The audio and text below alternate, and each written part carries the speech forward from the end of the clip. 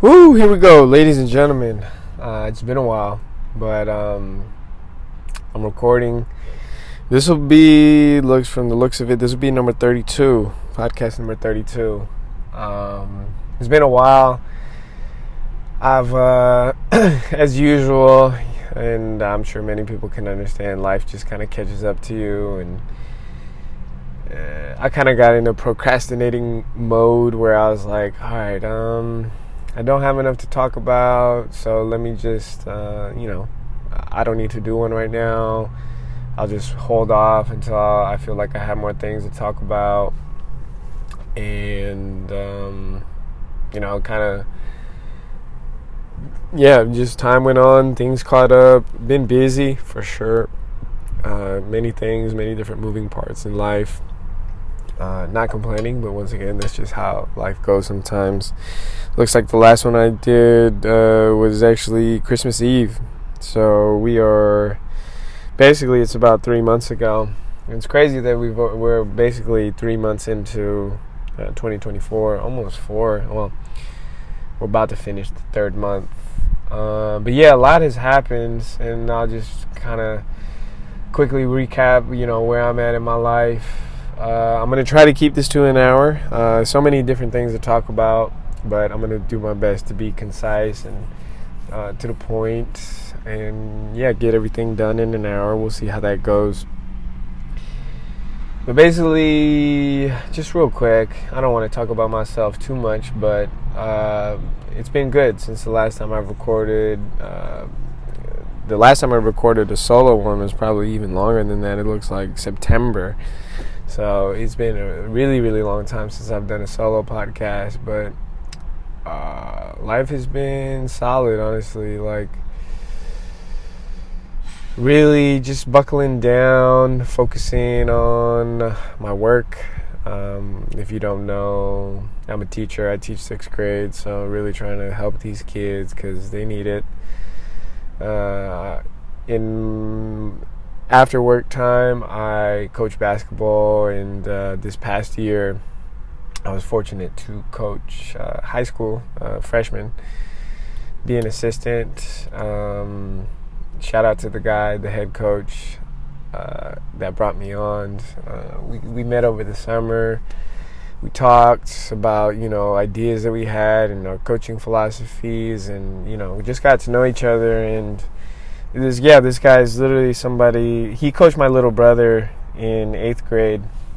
And so that was our connection. And just from the beginning, this is a really cool dude, and just open, right? Open, friendly, and very organized, and just a great coach, somebody that I would have loved to play for, and somebody that is well respected and well known in the Manteca community, the 209 community. So it was really just a big blessing, big opportunity to work with this guy, to coach alongside this guy. And now we'll be moving into my second year coaching at Sierra, his second year as well, and just looking forward to it. We don't know exactly who's going to coach which teams, but that'll be great. I mean, we're already starting, the off season started a couple weeks ago.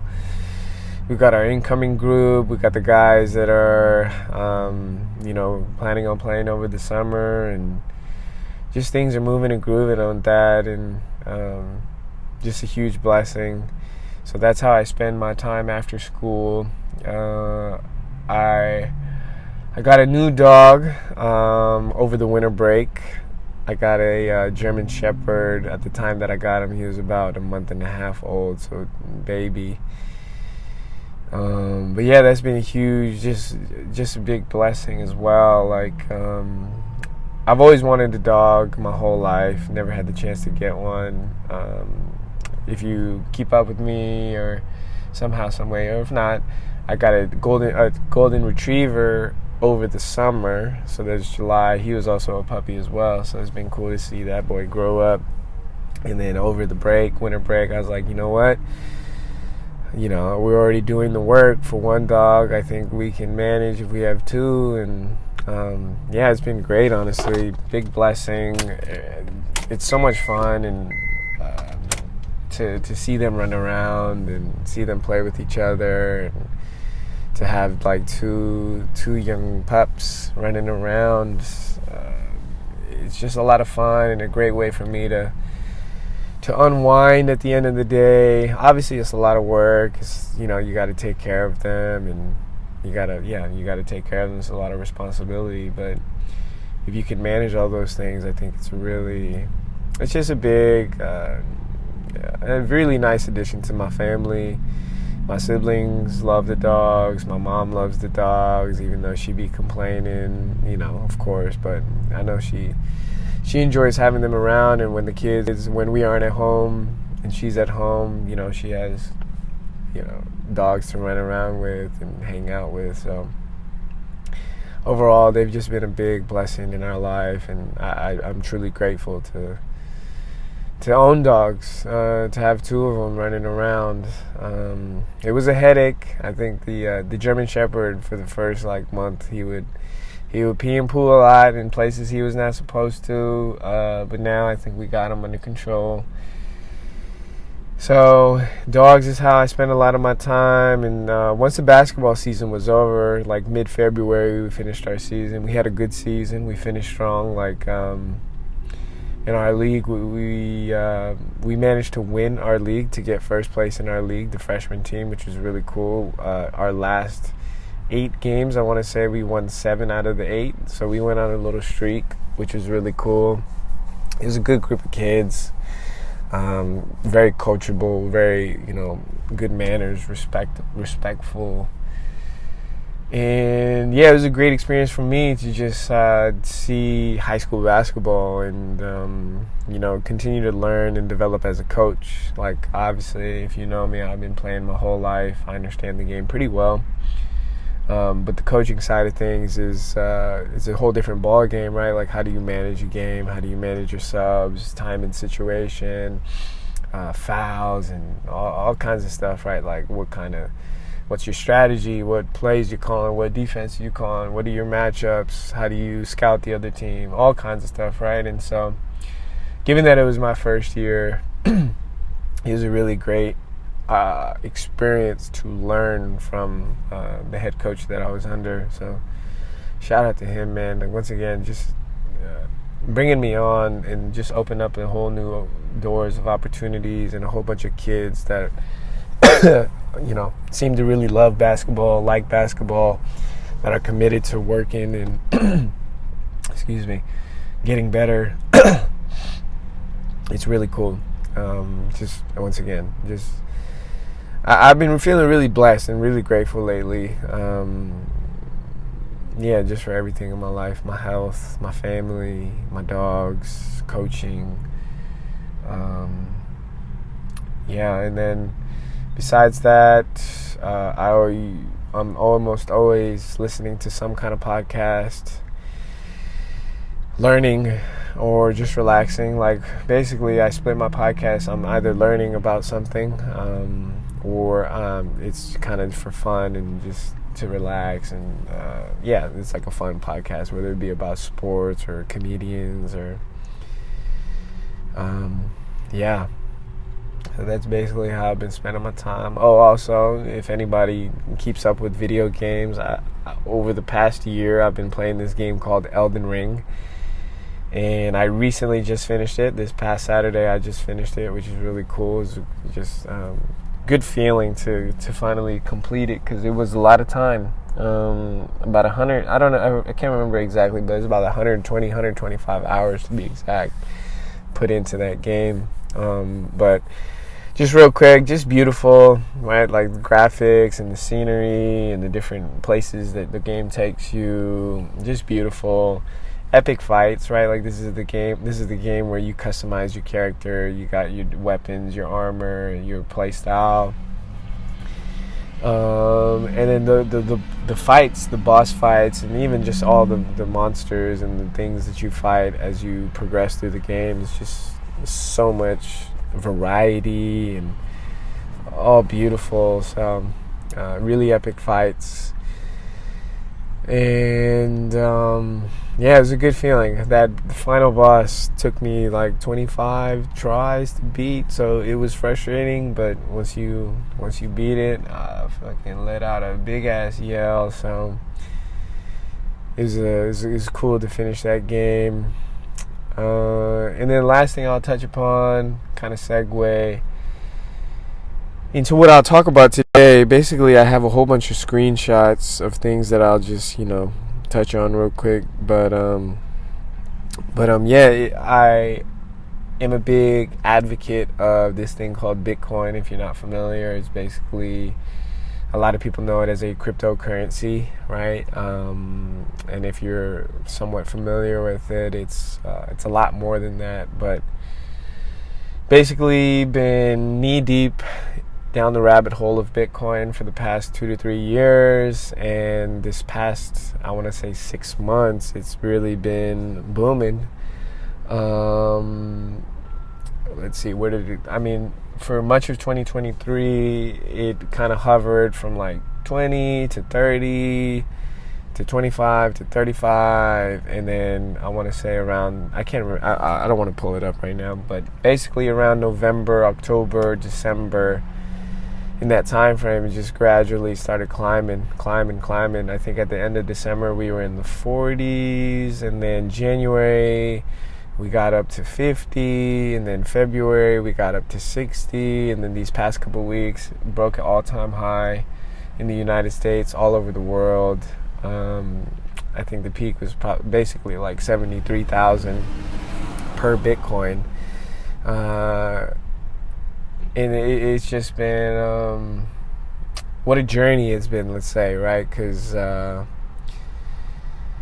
Bitcoin is still new. It's definitely still new to a lot of people. Obviously, it's been a topic of discussion, at least in the finance space, because it's broke its all-time high. Now people are starting to pay attention to it, and with the ETF approval back in January, now you've got major financial institutions, BlackRock, Fidelity, VanEck, Bitwise,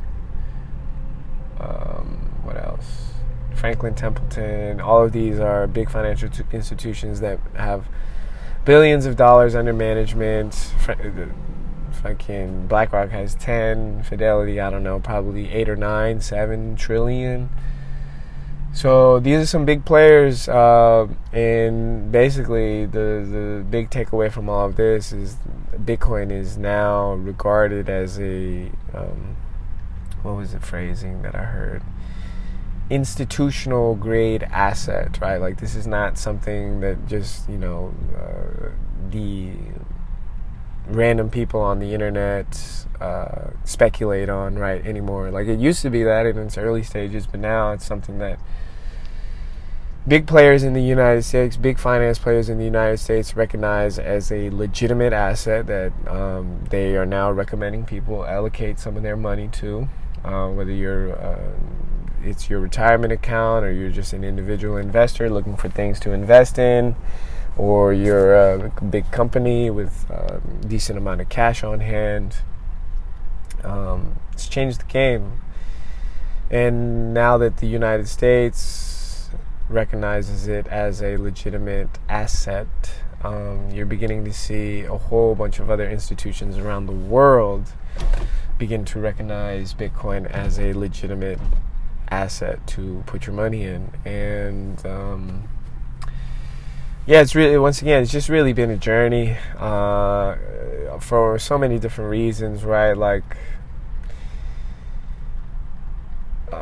why do I believe in Bitcoin? Many different reasons, but basically, I think overall, the finance industry, the finance space, I think is intentionally opaque. I think it's inaccessible for a lot of people. Like, most people don't even have stocks.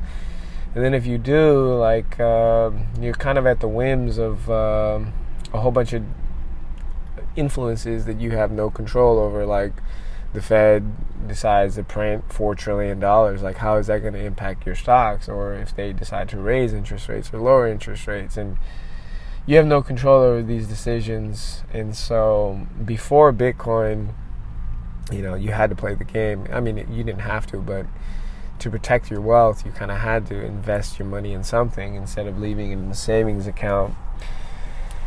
So that's one thing. Number two, I think, is the ability to have full custody of your money, right? Instead of, I've got my life savings stored up in Chase or Wells Fargo or Bank of America or whatever bank you use.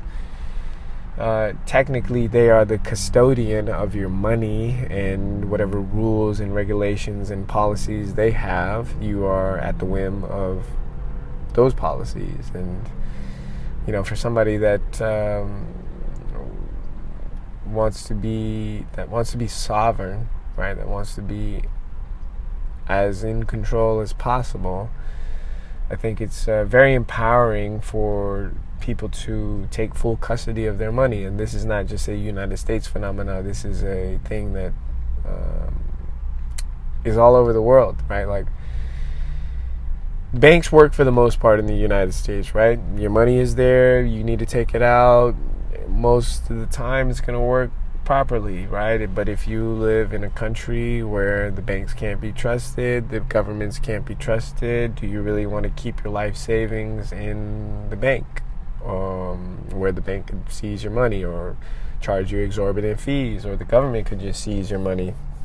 And so for billions of people across the world that don't have access to a legitimate bank, a trustworthy bank, Bitcoin is an option for them. As long as they have access to the internet, they have a device that they can transfer their money into and purchase Bitcoin with. It's really a beautiful thing.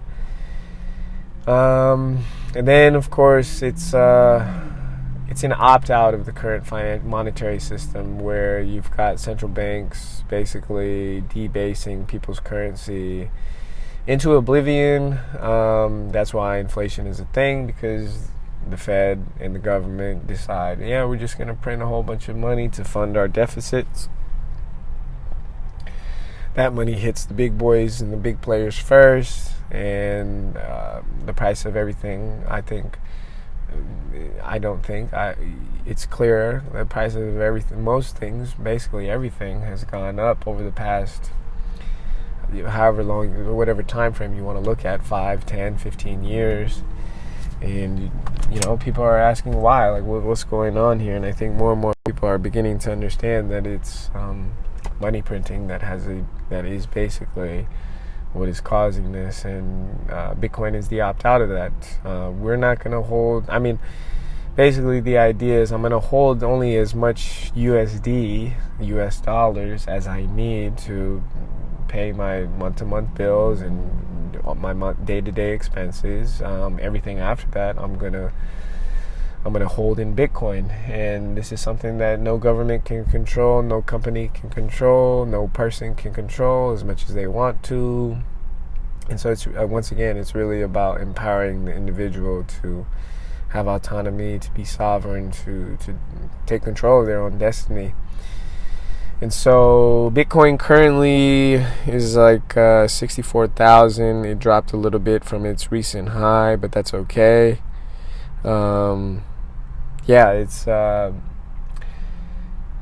It's really a beautiful thing to be where we're at,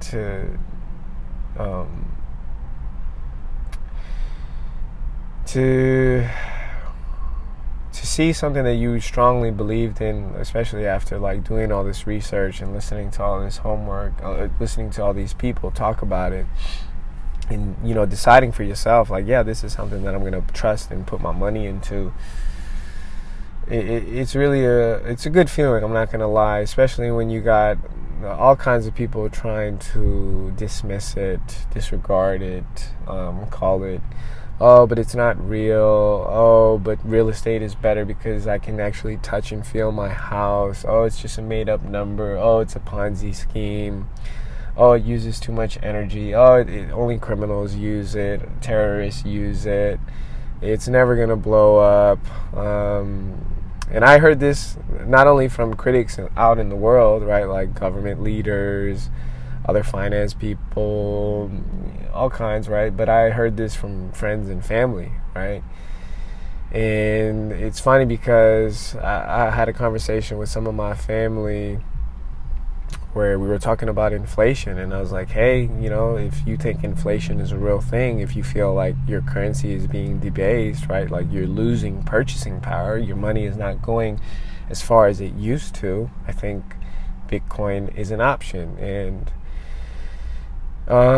basically how I try to put it to people that are beginner, that are new to it, it's like, can you make a 1% allocation, right? Like whatever your total net worth is, can you dedicate 1%? That would be like conservative, right? Like extremely risk averse, but I want to dip my toe in it. Can I make a 1%? You want to be even extra, like 0.5%, right? I got $100,000. Can I put $500 into a Bitcoin and see what it does?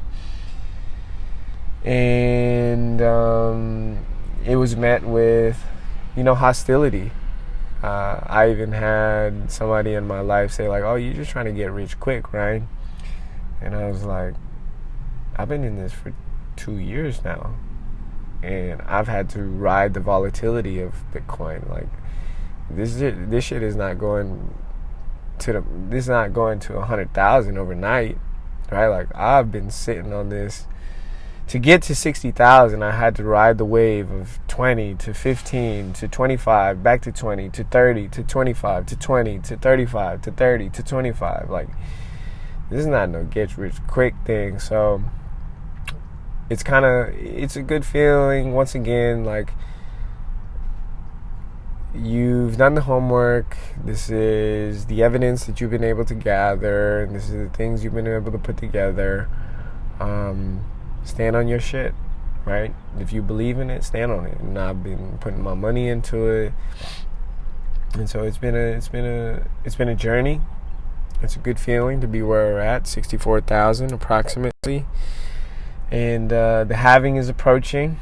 About April 20th, and the new supply of Bitcoin that comes into the world will get cut in half, and it seems like demand is growing across the world. Once again, people are more paying attention to it. People know that their currency is being debased. People know that central banks are anti-Bitcoin, and so they want autonomy. They want sovereignty. They want to be able to control their destiny. They want to be able to protect their life savings, their money that they work and toil for. And so it's going to be a really interesting year ahead. I think the ceiling is, there is no ceiling for Bitcoin, basically. And so we'll see. I don't put price predictions. I just listen to other people and get excited based off of what they say. But I think it's going to be a really exciting time ahead for Bitcoin. And I'll put it like this, and it's how I describe to whenever I talk about it with people. I think it's the same as encouraging people to exercise. Like, hey, can you exercise 1 or 2 times a week, 30 minutes? Can you get a sweat on, right? I think it'll be good for your overall health. In the same way that people encourage you to eventually, like, if you can, own some property, right? Like, people would say, most people that I mentioned that to would agree with that statement. Yeah, it's a good idea to own some property. Why? Because, you have something that you own. You have something that's going to appreciate in value, and then if you hold it long enough, you can pass it on to your kids, your grandkids, etc., etc. So that's another big part of my life, because that's my money. It's something that I pay attention to. I advocate for to people that I care about.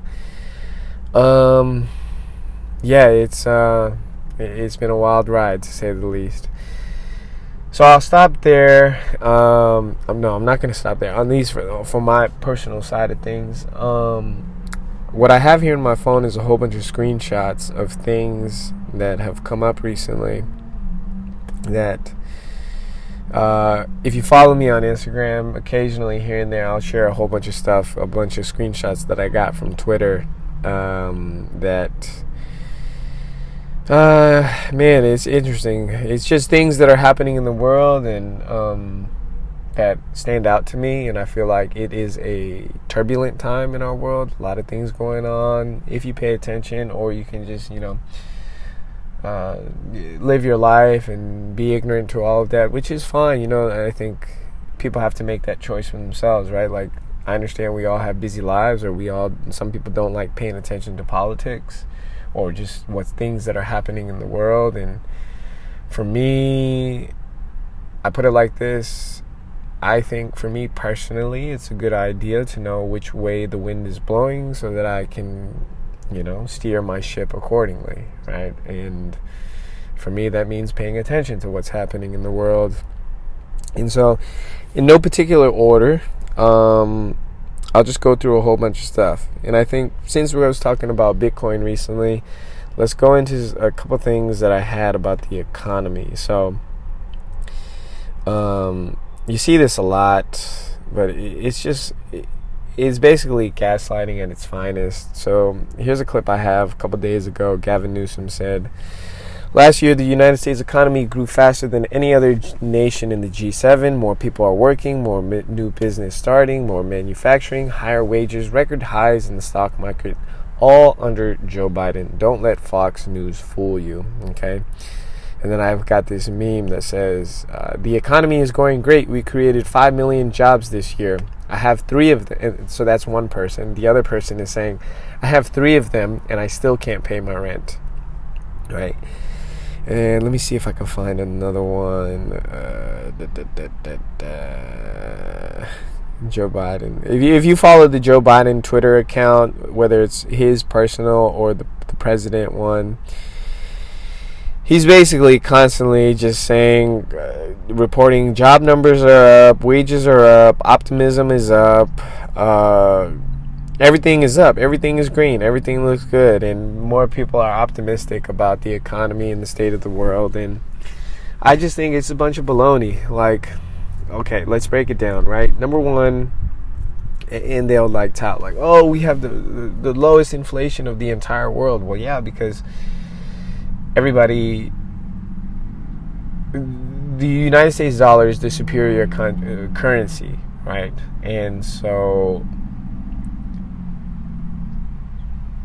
everything else is obviously going to be worse than the dollar.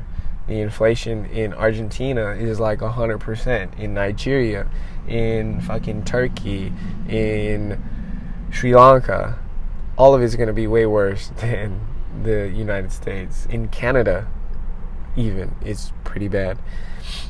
And so to just make claims like that, I think it's gaslighting people. And here's a big thing, honestly, is like, this is not even for me personally. Like, I'll go to the gym and I go in the sauna, and it's funny, like, how many times this has happened now. Or I talk to my friends, or I talk to my family, and I ask, like, or I hear, right? Not prompted. Like, people will say, "Man, like, the prices of everything is going up. Like, this inflation is going crazy. My groceries, my gas, my housing, my energy, my fucking medical expenses, whatever it is, car prices, everything's been going up." And this is, regardless of who you are, and unless you're like an ultra wealthy person, you're going to feel the burn of inflation. And this is just day-to-day expenses. Once again, groceries, energy, gas, cars, utilities, medical expenses, whatever other goods you need to survive in your day-to-day life. And basically everybody that I've heard and listened to, people in the sauna, will just talk about it. Yes, they feel the burn. They know that prices are increasing on everything. And when you've got the president of the United States constantly, like, literally just go through his Twitter, all right? Whether it's Joe Biden or the President Joe Biden or the White House or the White House press secretary, like, they're just constantly talking about how, once again, optimism is up, the economy is up, things are looking good, we created 20 million more jobs. Yeah, how many of those jobs are just the ones that are returning from COVID? Or how many of those jobs are held by the same person? And I think it's a huge reason why many people are frustrated. Like, just imagine, like, you got a single mom or a struggling family, living paycheck to paycheck, right? Barely making ends meet. And then you've got the President of the United States, and you've got people like Gavin Newsom trying to say, "Why are you complaining? Things are good under the Biden economy. Everything's looking good. Stock market is up. Why? What do you have to complain about? Right? Inflation is going down. You should feel happy. You should feel good. You should be thanking Joe Biden for all the great work he's done to help people, building the economy from the bottom up, right? Building the middle class. And I think you say that to any regular person and they'll just fucking, like, they'll just slap you in the face. Like, dude, what are you talking about? Like, I feel the burn every single day. And it's honestly disappointing. Like, one, because it's not true, right? Like, literally, you are gaslighting people to think that they're supposed to be grateful, right? And two, there's just no humility. There's no humility at all. And I'll put it like this.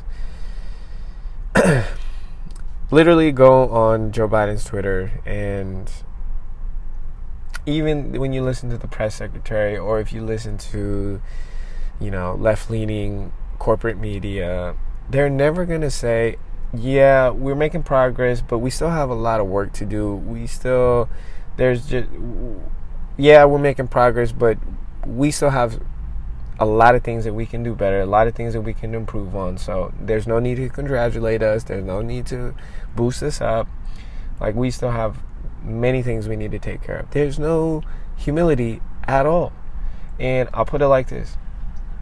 I'm a big sports guy, so for the sports people out there, I think you'll understand this. It would be like, your superstar, whatever your best player on the team is, right?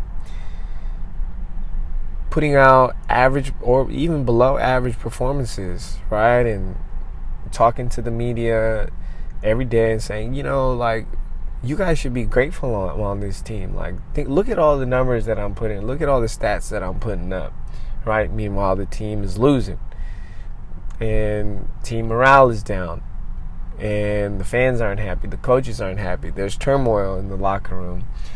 But your star players are going around touting this idea that, oh, look at me, look at all the things I've done, right? Like, why aren't you guys happy? We praise the athletes that have humility, right? Yes, you are a star player. Yes, you may have had a good few performances here and there, but the ones that we, really revere and respect are the ones that say, one, that have a little bit of humility and say, yeah, it was a good game, but I still could have done better. There were certain things that I could have improved on. And say that with sincerity, right? Not just to say it, but say it with sincerity. Like, yeah, like a couple plays I missed that could have helped us get that win, or I should have, I should have gave the ball to my teammates a little bit more, or whatever the case may be. Like, you can tell the difference between the people, the athletes that are all about themselves, that, hey, praise me, look at all the things that I've done, versus the athletes like, yeah, I've done some good things, but I still got a long way to go, and I want to take this team farther, and I still got a lot of things I need to work on. And you just don't see any of that from the Biden administration, the corporate media, Gavin Newsom. And I think it's a big reason why people are very frustrated. It's a big reason why I advocate for Bitcoin, right? Because once again, it's literally an opt-out, because so long as you're holding your currency in USD, and I understand we have to, right? Because we live here in the United States, at least myself and probably a lot of you listening. You're going to be under the control of the Federal Reserve. You're going to be under control of the legislators, people in government, and whatever they decide to do with the dollar. And if just go back and look at the history of all fiat currencies, of all currencies that have been controlled by the government, right? The Roman Empire, the Athenians, the Assyrians, Carthaginians, the Ottoman Empire, right? Germany, France. It's happening right now all over the world. Argentina, Turkey, Nigeria, the Congo, Sri Lanka, Venezuela, right? Venezuela is one that gets talked about a lot, but it's not just Venezuela. Canada, Japan.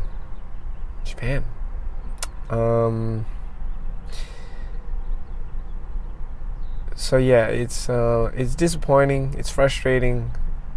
It really is frustrating, and I can only imagine, like, if you, like, I try to be as objective as possible, but just imagine if you're like anti-Joe Biden, anti-Democratic Party, and you read stuff like that, and you're just like, dude, fuck you, man. Like, what are you talking about? So I'll leave it at that. That's on the economy side of things, at least as far as I have right here. Yeah. Another big thing that I've been keeping up with a lot is the border.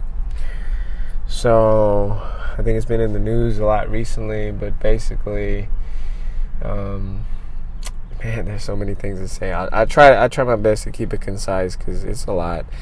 But basically, there's a border. There's a crisis at the border. Basically, right now, they're just letting in hundreds of thousands, millions of people. I think the estimated number over the past couple of years is like 4 or 5 million people a year that have just come into our country unvetted and are now, all over the United States, basically. And obviously, the topic of immigration is a deep one.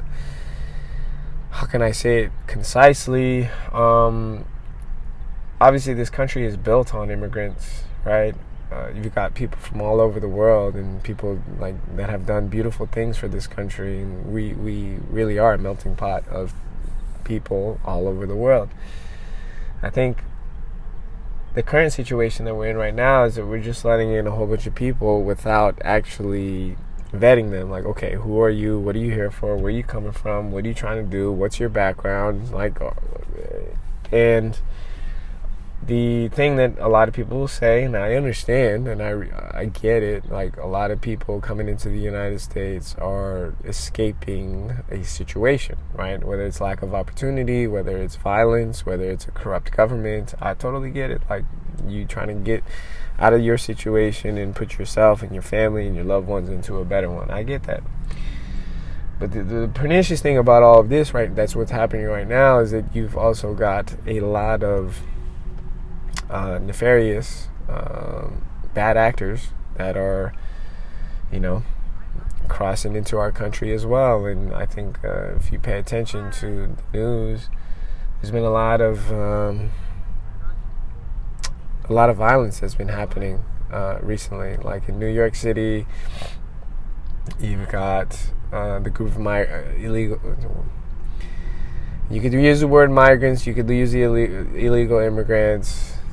Oh, but no human is illegal. I get it. I understand. But technically, they are here when they are not supposed to be. Sorry. So you've got the group of people, I'll call them people, that should not be here, that beat up some New York police officers. You've got the situation, a university student at Georgia was kidnapped, raped, killed. You got a whole bunch of other stories like that. You've got people that illegally possessing firearms, which is crazy. I screenshotted something recently where, like,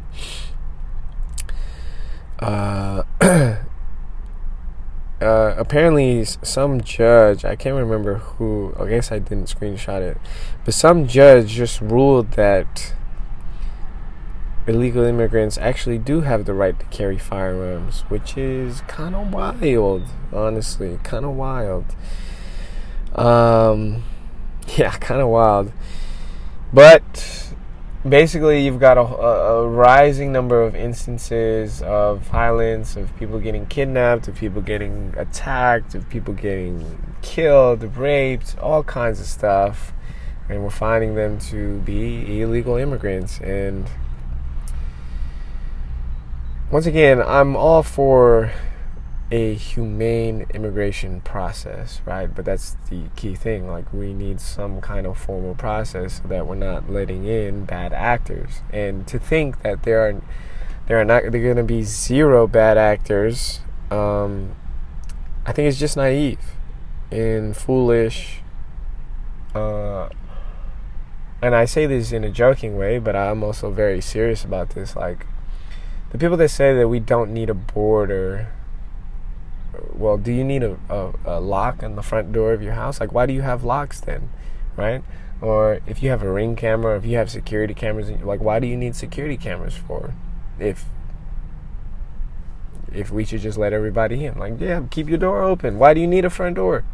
Why do you need a fence in your house, right? It's really something to say that, like, we don't need a border, or we don't need to check people, or we should just let everybody in. It's kind of insane, right? People like AOC, like, just fraudulent. Like, no. I don't think that works. I don't think that's productive. I don't think that helps anybody. I think you don't want to get too far conspiracy theorist, but it is really something so that people are really out there with this dead face, serious face, saying, yeah, we should just let everybody in, make everybody citizens, and move on with our lives, right? As if there are going to be zero bad actors coming through our border. I put it like that. And once again, it's you see more and more every day people getting hurt. More stories of these illegal immigrants, these migrants, these people. I was supposed to use people. These people coming in and causing harm to American citizens. And I'll finish with a couple more things. The Dominican Republic, the country a little bit to the east of Cuba, apparently is building a border wall to protect its people from people that are trying to come in, from bad actors, essentially. And I'm sure they are a diverse group. I'm sure there's not too many white people there, so would we call them racist for building a border wall? Would we call them white supremacists for building a border wall? I don't know. It's kind of funny. I'm sure people would, right? Like, how could you? How dare you build a border wall? I'm sure people will say that, but it's kind of funny. And then there's this meme. The people who forced you to get vaxxed to keep your job let in 17 million unvaxxed and unemployed. Which is kind of funny, right? Like, we are, we're getting further and further away from the COVID times, and everybody was so serious, so adamant, especially on the left, about getting people vaccinated, and yet you're letting in a whole bunch of people that you're not even bothering to check if they are vaccinated. Which is kind of funny. So I'll leave that one there. Here's another thing that I've been paying attention to, and it's kind of interesting. It's kind of, once again, I try to be as objective as possible, but basically it's about Donald Trump. And Kamala Harris was giving a speech recently. I think it was, sometime last week. I don't know where she was giving the speech, but I watched the clip. And her claim was that if Donald Trump is elected, and she's not the only one saying this, right? A whole bunch of other left-leaning corporate media people are saying the same thing. Even Whoopi Goldberg, she was like, oh, if Donald Trump gets elected, he's going to arrest everybody. He's going to arrest all the gays. And like, dude, what are you talking about? But basically what Kamala said was, if Trump wins, he will weaponize the Department of Justice against his enemies. And the irony in all of this is that that's basically what the Biden administration is doing to Donald Trump right now. He has like 5 of his charges were dropped recently, but he still has like 86. The New York Attorney General just fined him an exorbitant amount of money, $80 million for business practice that basically everybody does. Like, he gave a number on his his assets to get a loan to buy property. He paid the loan back in full, and they're saying that because he fudged his number somewhat, so they're gonna go after him for fraud. Even the banks that gave him the loan defended him in court, saying, no, like, he paid his loan back. What are we doing here? And yet the New York Attorney General and whoever, I forget the name of the guy, that the judge in the court.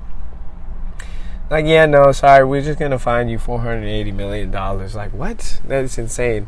And then you've got his situation in Dalton County, I think, in Georgia, where Fannie Willis, I believe, is the district attorney. She selected a judge. Once again, I don't know the judge's name. But she selected a judge to prosecute Trump that she had relations with, as if there's no conflict of interest there. And she lied under oath in the court, and yet she's still going to be able to continue in her case against Trump somehow, some way. So you see things like this, right? And here's just the sickening, disgusting thing with all of that. The Democrats constantly, you look on all their Twitters, Kamala, you listen to the corporate media, they're constantly like, oh, we got to defeat Donald Trump to preserve democracy. We got to defeat Donald Trump or else that'll be the end of democracy, right? And then they're saying, Kamala literally saying he will weaponize the Department of Justice against his enemies, as if that is literally not what they're doing right now. They are trying to get this man in jail. They're trying. That's another thing I shared on my Instagram. They try to take him off the ballot in Colorado, in Maine, in Illinois. And then thankfully the Supreme Court is like, no, you can't do that. But they're literally trying to take this guy off the ballot and say, oh, but we are the people that are preserving democracy. We are the good people. Like, dude. Once again, just straight gaslighting the American people as if they are too dumb to think for themselves, to observe what is happening in the world around them. And, oh, Donald Trump is evil, so don't vote for him, vote for us. We are the good guys. We are preserving democracy. We are the good guys, right? Like, dude, get the fuck out of here. Okay, you are not an honest actor. And this, let me be clear. Regardless of how you feel about Donald Trump, you could think he's the scum of the earth, right? This is not democratic. They talk about, oh, Donald Trump is a fascist, right? He's an evil dictator gonna take over the world and take away our freedoms, and our democracy will be ended if Donald Trump wins. Like, dude, this is literally what you're doing right now. You're going after your political opponents. It's not a fair fight. You're using everything in your power to try to tear this man down, and it's really insane. I think the interesting thing about it is that the more they try to do that, and this has been happening since 2020, the 2020 election, right? The more they try to smear Donald Trump, it's just regular people. Once again, I might not be a Donald Trump supporter, but just because you are smearing this guy so much, I might just vote for him out of spite to say fuck you to the Democratic establishment. I'm not saying that's me personally. I'm just saying this is what average Americans are probably thinking. Like, dude, okay, yeah, he may be a bad person, but you're literally shitting on him every single opportunity you get, and it's like, god damn, can we just... How about you talk about your own failures? How about you talk about your own shortcomings? Right? When are you gonna? Do you have any good things to say about Donald Trump, or is this guy literally the devil? And it's funny I ask that. I say that because there are some people out there that literally think this man is the devil. I don't know, man. I think you are too. The Democratic is like, you're a bunch of phonies. You're a bunch of liars. You gaslight people. You make empty promises. That's another thing too. This goes back to Obama, man. Like, people don't realize, the reason Donald Trump got so much support because everybody's just a closet racist. Everybody's just a closet white supremacist, and he brought it out. Like, no, dude. You had so many people, rural, blue-collar, middle American people that supported Barack Obama, that believed in his vision, that thought, all right, he might be the guy to turn it around, that gives the middle class a chance. And they got screwed over. It's just more of the same shit. Catering to the rich, catering to the wealthy, catering to the elite. And who gets fucked over? The middle class, the working people, middle America. Alright, people just trying to get by. And they're saying, you know what? Donald Trump is not one of these guys. He's not part of the establishment. He's an outsider. He's calling people out. And it's not just white people supporting this man. The numbers are growing in terms of black and Latinos, men that are supporting Donald Trump. And you're going to call all of them white supremacists? I'm sure some people will. I don't think they are, but I'm sure some people will. So that's just insane. What a shame on them, honestly. What a shame on the Democratic Party and anybody that, I mean, I'm getting kind of spicy because obviously it's a big thing, right? Once again, you're just gaslighting the shit out of people, expecting, Donald Trump is evil. We are the good guys, so vote for us. That's basically what they're saying. And I just think that's just a terrible campaign. Like, you make empty promises. You don't give a damn about the regular person. You don't give a damn about the white person in West Virginia, in Tennessee, in Mississippi. And you might say, well, yeah, fuck the white guy. Wow, really? I know that's how people feel. It honestly makes me sick how some of y'all talk about white people. So, I'll leave it at that. It's a good segue into my next thing. I just saw this thing. I don't have too much context on it, so forgive me, but this is basically my understanding. Supreme Court Justice Ketanji Brown Jackson says that the First Amendment is hamstringing the government's ability to censor things that go on the internet or social media. Let me repeat that. Justice Ketanji Brown Jackson, Supreme Court Justice, said that the First Amendment is hamstringing the government in significant ways in their effort to censor the internet and social media. And it's funny, man. My understanding of the First Amendment, why it's the First Amendment, why freedom of speech is the First Amendment, is literally so that people are protected in calling things out, right? One of the most big things, the government, right? You know that governments throughout history have constantly tried to censor and suppress their people, right? You want to talk bad about us? Well, we're going to put you in jail. We're going to seize your money. We're going to kill you. We're going to kidnap you. All kinds of stuff, right? So that people are not speaking out, not calling out their governments, right? Anytime they're doing bad things. And they say all these things, right? This is not just Justice Jackson, I'll call her. There's so many people on the left nowadays, right? Like, the misinformation, the disinformation. You got all these conspiracy theorists, these right-wing extremists, these white supremacists peddling disinformation, misinformation. Woe is me. We need to control it. We need to get things under control. So many problems with that, right? Okay, first, let me agree. Of course, it's the internet. It's the world. Are there crazy people out there? Absolutely. Are people putting out wacky information? Absolutely. Of course. But to have the hubris, right? One, to have the hubris to say, but we know the truth. We have the truth. If you give us the controls, we will make sure that the American people have the good, the correct information, the truth. It's just hubris. Who are you?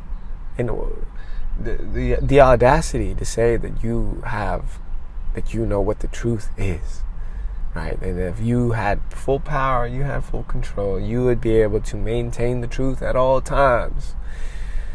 One, that just seems like hubris to me. Two, you're basically telling everybody that they are too stupid to decide for themselves. And it's, I don't know what's the word for that. It's patronizing, I think is the word. You trying to tell me that I'm too dumb, that I can't I can't filter between what is wacky conspiracy theory and what is legitimate criticism, legitimate information that might be contradictory to what you're putting out. The government, the Democrats, and their corporate media, their political pundits, right? I'm an adult, I'm a big boy, and many other American people are, and here's the thing, most people, I would argue, have a good sense of bullshit. They can tell, okay, this is wacky, this is bullshit, this is conspiracy. I'm not going to listen to it. Oh, but this guy sounds legit. He sounds authentic. He's got evidence. He's been consistent, right? It's not like he's a grifter. He goes back and forth. He goes with the flow. He goes with the crowd. Like, no, this is a person that has their beliefs. I may not agree with all of them. But does make valid points, has evidence, is consistent, is authentic, is speaking their truth, as many on the left like to say. Speak your truth, baby. You're telling me I can't make that decision for myself and I must listen to you, all-knowing Miss Jackson? That if you had the controls over the social media and the internet, that all would be well? That, yes, now finally people will be able to have all the good information. It's just hubris. It's preposterous. There's no humility. And it's sickening. And literally, again, the First Amendment, I think one of the main reasons it is the first is because for much of human history, you were penalized in some capacity for speaking out, speaking your mind, one, and two, particularly against your government, right? And government is run by people, and no matter how nice sounding you are, how diverse you might be, people are hungry for power, and eventually that power is going to be abused. And here's the thing about all this too. Yes, the Democrats are in power right now. Joe Biden is the president. What happens when those powers get turned on you? When you cannot speak up anymore? When you took away the First Amendment, and then you're no longer in power, and now the other side is weaponizing it against you. You want to speak up? Sorry, you took away the First Amendment. We're going to do the same thing to you. It's just short-sighted. It's a really interesting time because I think the Democrats, they've just lost all credibility. Of course, they're going to still have supporters, but I think they've lost all credibility. And again, this is not, let me be clear, this is not somebody that's like, oh, I'm for Donald Trump, I'm for the Republicans. Like, this is just me. I'm an independent thinker. I try to scan and observe the world as best as I can with the information that I've gathered and triangulated and filtered. Saying, all right, this is what's going on. This is my pulse on the situation. I'm not MAGA. I am not extremist Republican. This is a normal human being trying to navigate the world, trying to gauge which way the wind is blowing. And I'm trying to detect bullshit. And right now, all I'm seeing from the left, all I'm seeing from establishment Democrats is a whole bunch of shit. A whole bunch of gaslighting, a whole bunch of liars, a whole bunch of phonies, a whole bunch of narcissists. And here's the thing that people may not realize. I actually believe in a lot of progressive ideas. I come from a working class family. My parents are immigrants. I grew up in a very diverse environment with a lot of different people that had various struggles. So I know the struggles of the working class. I know the struggles of minorities.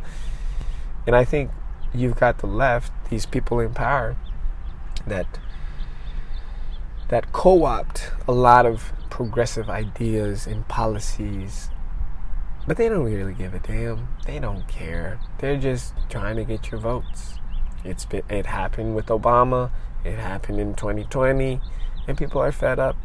People are fed up. I'm fed up, and I'll try to be as unemotional as possible. If you got people that are going to react emotionally, they're fed up. They're sick and tired of your lies. They're sick and tired of your gaslighting. They don't give a damn anymore. And once again, you could take a middle person that has no affiliation and just watch what they're trying to do to Donald Trump and say, you know what? These people are sick. These people are shady. I'm going to vote for Donald Trump just because. Just to say F you. And honestly, I don't blame them. I really don't. It's really interesting, man. You even got, like, this is so random. I'll finish with this. You got, like, Stephen A. Smith calling out the Democrats. Stephen A. Smith on his personal show. I don't know if it's a podcast or a show or something like that. Yeah, it's very interesting. It's very interesting. It's an interesting time we're in. Is there anything else that I could speak on?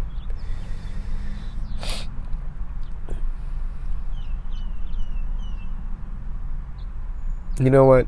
Leave it at that. I think that's a good place to end. Not so positive, right? Not so positive, but very important points. I think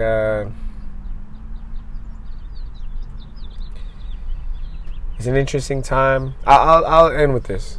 I think, personally, the idea of living under one country, I think we need to grow out of that. We need to evolve. And some people might call this controversial, but so be it. It's an idea, right?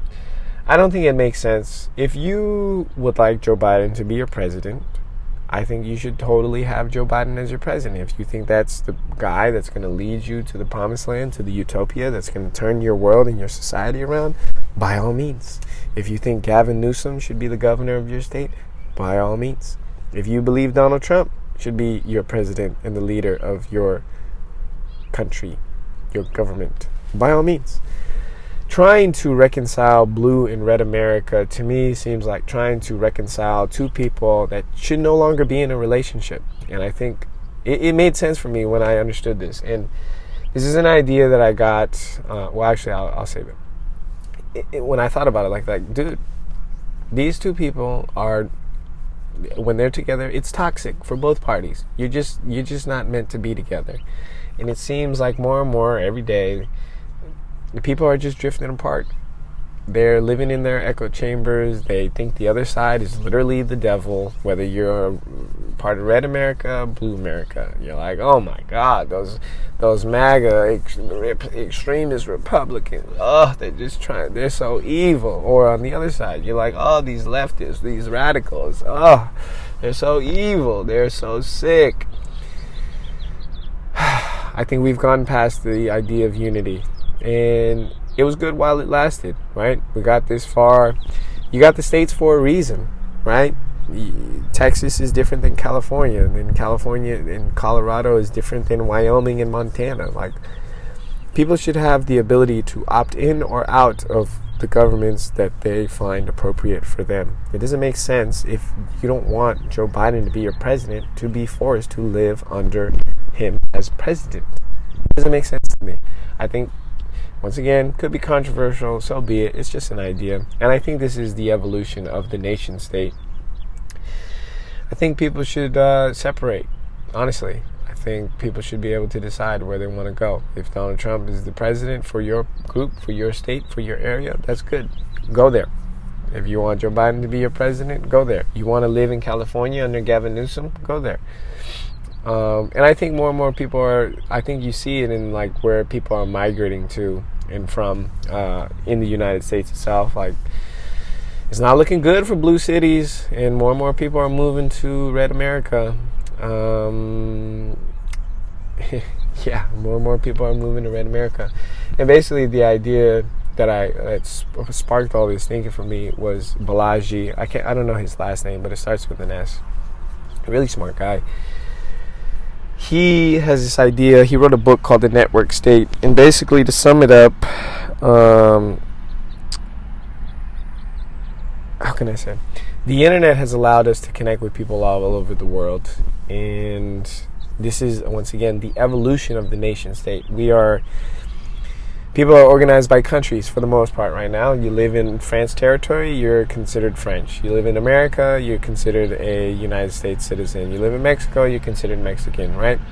But with the internet, now I can connect. Let's say I'm a big Bitcoin person, for example, right? if there's a way for all the Bitcoin people to gather and under one jurisdiction, right? We may not be in the same area necessarily. We could be, right? But if we were to decide that we are going to consider ourselves a citizen of Bitcoin, and this is going to be our hub, and these are the laws and the rules and the regulations that we're going to live under, that's how we're going to do it. If you are a left-leaning person, if you are an LGBTQ plus 2SL advocate, then go live in the area where you are around like-minded people, where your leaders are like-minded. If you are a Donald Trump supporter through and through, go to the area where Donald Trump is the leader. Why do we have to reconcile two groups that more and more every day demonstrate that they just live in literally two different realities? There's one side that says men can get pregnant. There's another side that says there's only two genders. That's two totally different realities. And trying to reconcile those two things, it's just a waste. It's a waste. You're just going back and forth, screaming and yelling and da-da-da-da-da-da. It's like two people that should not be together. Just separate it. Cut it off. And everybody can go live their own happy lives. It's like divorce, right? At a certain point, you got to cut it off, right? If you've tried everything, it's not working, you're hurting yourself, you're hurting each other, you're hurting the people around you. It's messy. It's not productive. It's not going anywhere. Cut it off. You have your ideas. You have your way of seeing life. The other person does. Separate. See how it goes. And I think that's the evolution of where we're at in terms of the nation states. I think we're gonna. The United States is on its decline, I think, honestly. But I think what comes after that is something we should be thinking about, because the empires don't last forever. I don't think America is lasting forever. As much as, it's been a good run, honestly. Like, we've got this far. We've advanced individual freedoms. We've done a lot to, promote democracy across the world. But I think it's time to move on. It's time to think about the next step. And I think this is another big reason I'm so big on Bitcoin, because it enables this. It allows people to vote with their money. Yeah, I'm just not going to hold my capital in USD. Right? So if something happens to the United States, I know that my money is protected, and I know it's universally recognized, and I know that I can take it elsewhere and, continue my life based on what I find appropriate for me. So I'll leave it at that. It's basically an hour and 7. It's kind of spicy, but here's the last thing I'll say. I've had people message me like, why are you speaking up on this? And people call me out like, oh, I don't think you should be talking about this, or I don't think you're being very respectful to this group or that group. And I'm like, nah, you know what? I'm just a regular person, and many different reasons for this, but there's this thing in me where you see something, right? You see the world, you make an observation, and you come to your own conclusions about, okay, what did I just see right there?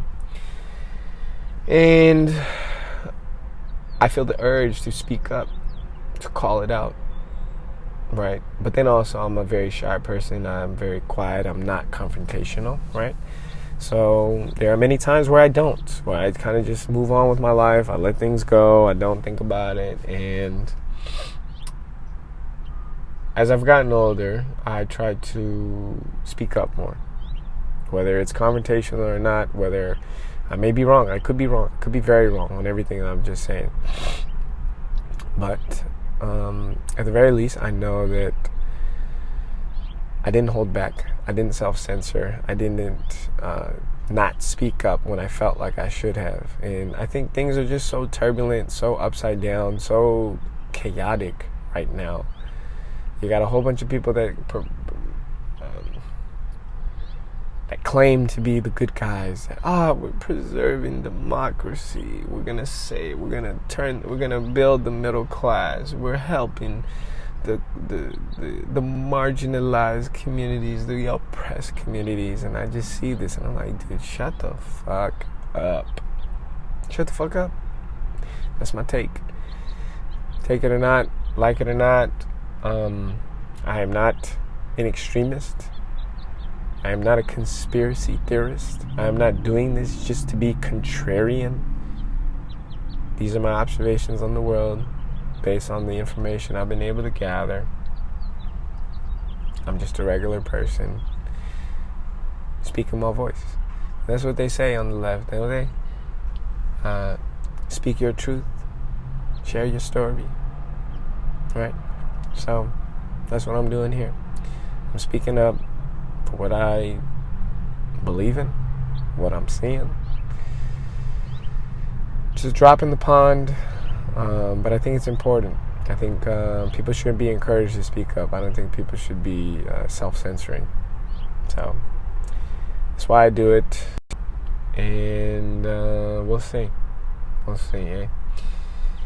Wrap it up. It's an hour and 11 minutes. This is podcast number 32. If you made it this far, I applaud you. I appreciate you. And if you made it this far, I'll say it again. Let me know what you think. Reach out, because it is spicy. It is interesting. It is a lot of stuff. So, thank you for listening, and take care.